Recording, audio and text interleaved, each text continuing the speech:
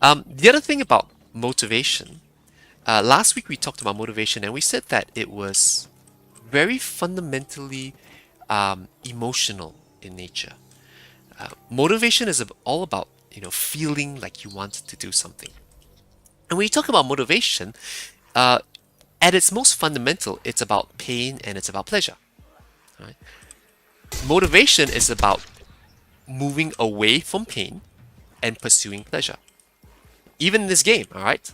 The pain is the zombies that are trying to kill me. I don't want to be hurt by zombies. So that either moves me away or motivates me to kill them quickly. So I'm stabbing them with a kitchen knife right now. Now, what else is painful or pleasurable in this game?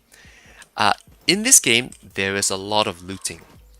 Right? There's a lot of searching around, and actually, it's actually quite good that we started again because at the start of the game, I don't have very much weapons, I don't have very much ammo, and I can't survive very well.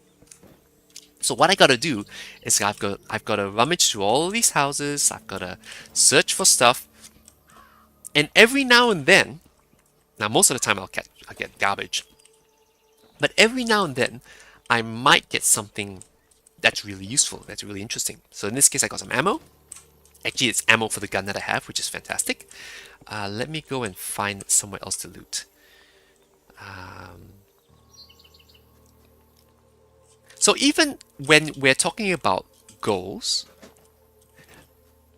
the motivation to accomplish those goals comes from pain and pleasure. We've already talked a little bit about accountability, for instance. Accountability is a form of pain and pleasure. If you knew that you had to give an account on whether you achieve your goal or not, right, there is a pleasure in being able to, I don't know if the word is brag, but be able to tell your peers who are keeping you account that yes, I've managed to achieve my goal.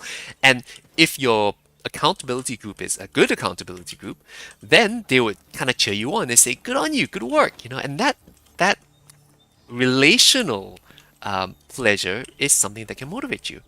And conversely, if you didn't manage to achieve that goal, a good accountability group will kind of slap you in the head and say, "Hey, come on, man.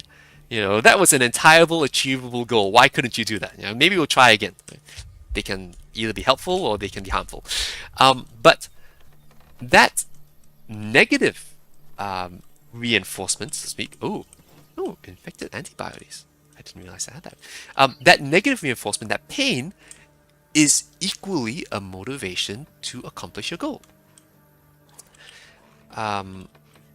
I mentioned that I don't do exercise very much, and my goal was to exercise. I haven't been, or I don't really go to the gym very much at all. Okay, it's not my thing.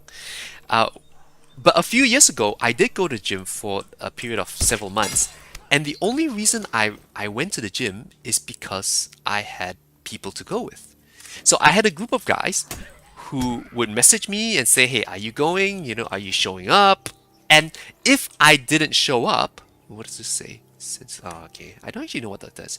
If I didn't show up, there would be that emotional, relational sort of pain of having to confess that, I'm lazy or I couldn't make it or, whatever other excuse I could come up with.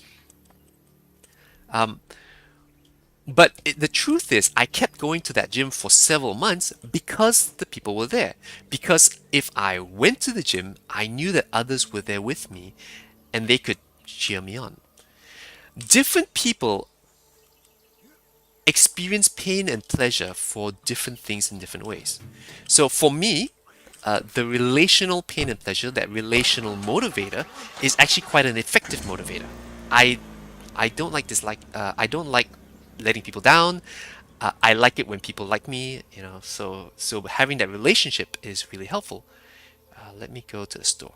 Yeah. But for different people, you might have other motivating factors. So for instance, you might be more motivated by money or by things or by stuff. So one way of inducing pain or pleasure in order to achieve your goals is to use these motivating factors. So you could say, you know what, My objective is to go to the gym. Let go of me. Yeah. And what I would do is that I will induce pain or pleasure. In my case, I got accountability. I got people to say, hey, I'm going to be there with you. You better be there. But for you, if your motivating factor is money, you could go as far as to say, you know what? I'm going to give $100 to someone. And if I don't go to the gym, they get to keep that $100. And if I do go to the gym after a certain period of time, I get that $100 back. Maybe with interest, I don't know. Be creative. Because for some people, the fear of losing that $100 is enough to motivate them to go to the gym. So use pain and use pleasure to your own advantage in order to achieve your goals. This is a storehouse, by the way. So I want you to think of yourself. What motivates you? What is pain or what is pleasure that you can induce in your own life in order to help you achieve your goals? So think of a goal that you want to achieve. Last week we thought of one round. This week I want you to think of a goal again. It can be the same goal if you want to. But now I want you to think, what is a consequence that you can apply, both positive and negative, that you can use to motivate you to achieve your goal? And when you think of it, I want you to write it in the chat while I go and decide what I want to buy from this guy. Ooh, ammo.